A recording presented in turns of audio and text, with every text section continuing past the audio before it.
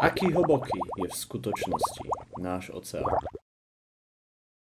Ak by sme zobrali Mount Everest a dali by sme ho do oceánu, stále nám ostane viac ako 1,5 km vody. Náš oceán zaberá až 70% povrchu našej planéty. Doposiaľ bolo objavených menej ako 5% celého oceánu. Nachádza sa ich tu 5 a spolu majú toľko vody, že by dokázali naplniť vaňu, ktorej každá strana by bola dlhá až 1100 km. Na začiatku máme hĺbku 40 metrov, čo je najnižšia povolená hĺbka na rekreačné potápanie. Táto zóna sa nazýva sumračná zóna. V 93 metroch pod hladinou nájdeme ponorený parník Lusitania. Loď, ktorá ako prvá prešla Atlantickým oceánom za menej ako 5 dní. Len trochu nižšie, v 100 metroch, môže potápanie pre človeka mať fatálne následky.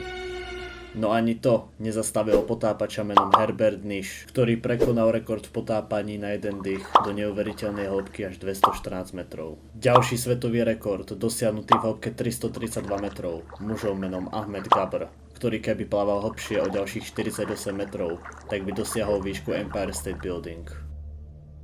V hĺbke 500 metrov môžeme vidieť najnižší ponor modrých veľrýb, najväčšieho živočícha na našej Zemi. Tu sa musíme na chvíľu pozastaviť a vysvetliť základy tlaku vody.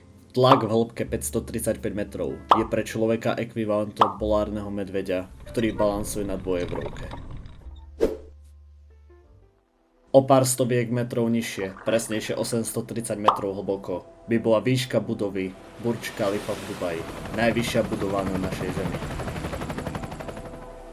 Po prekonaní tisícich metrov sa dostaneme do tzv. Nebezpečnej zóny. Svetlo z povrchu sem nepreniká a celá oblasť je pokrytá v permanentnej temnote. Tlak v tejto hĺbke je ekvivalent k tlaku na planéte Venuša, čo je 92 barov, takže by ste tu zomreli veľmi rýchlo.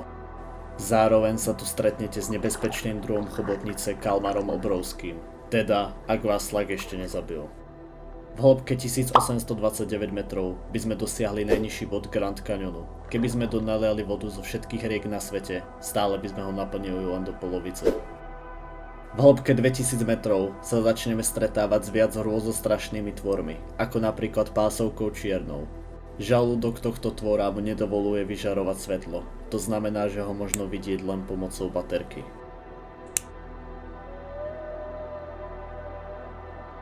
V hĺbke 3800 metrov môžeme nájsť pozostatky slávneho Titaniku, ktorý tam už leží od roku 1912. Taktiež by sme sa tu stretli s pozostatkami ponorky Titán od Ocean Gateu. Tlak tu dosahuje až 41 000 kPa. Smrť pasažierov prebehla behom milisekundy. Nižšie, v hĺbke 4000 metrov, nám začína priepasťová zóna. Tlak vody takmer dosahuje až 5000 kg. A tvory, ktoré tu žijú, vyzerajú doslova ako z inej planéty. 4267 metrov by bolo naše priemerné dno oceánu, no sú tu časti, ktoré idú výrazne hlbšie. Pri prekonaní 6000 metrov pod hladinou nám začína tzv. Hadal zóna, pomenovaná po samotnom Hadesovi, bohovi podsvetia. Tlak je tu už 1100-krát násobný ako na povrchu. A áno, v rôznych podobách tu život stále existuje. O 500 metrov hlbšie dorazíme na maximálnu hĺbku ponoru ponorky DSV Alvin, ktorá v roku 1986 pomohla objaviť Titanic. 8848 metrov hlboko dorazíme na vrchol hory Mount Everest, o ktorom sa hovorí, že bol sám pod vodou, keďže v roku 1924 tam boli objavené morské fosílie. Oveľa hlbšie, 10 898 metrov pod hladinou, dorazíme na miesto, kde v roku 2012 James Cameron podnikol jeho slávnu Deep Sea Challenger misiu. No najnižší dosiahnutý bod v oceáne bol už v roku 1960, keď dvaja muži menom Don Walsh a Jacques Piccard dosiahli hĺbku 10 916 metrov pomocou ich ponorky.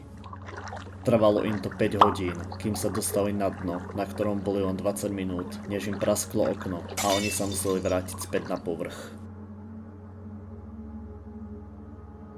O pár metrov nižšie a dostaneme sa na koniec našej cesty, na hranicu 10 994 metrov, kde sa dotkneme dna oceánu. Miestu známemu ako Mariánska priekopa, ktorá je zatiaľ najnižším miestom na našej Zemi. Aj v tejto hĺbke bol nájdený podmorský život. Eurythenes plasticus je tvor, ktorý bol objavený na dne Mariánskej priekopy. Jeho telo je tvorené z 80% plastu, preto dostal taký názov. Aj keď je už nejaký čas známe, že naše odpadky prenikli do všetkých kútov Zemegule, je stále šokujúce, že sa infiltrovali aj na neznáme druhy. A kto vie, koľko ďalších ich tam môže byť. Nie je vylúčené, že naša Zem skrýva ešte hlbšie miesta, ktoré sme ešte neobjavili. Je iba otázkou času, kedy ich objavíme, teda ak si dovtedy nezničíme vlastný oceán.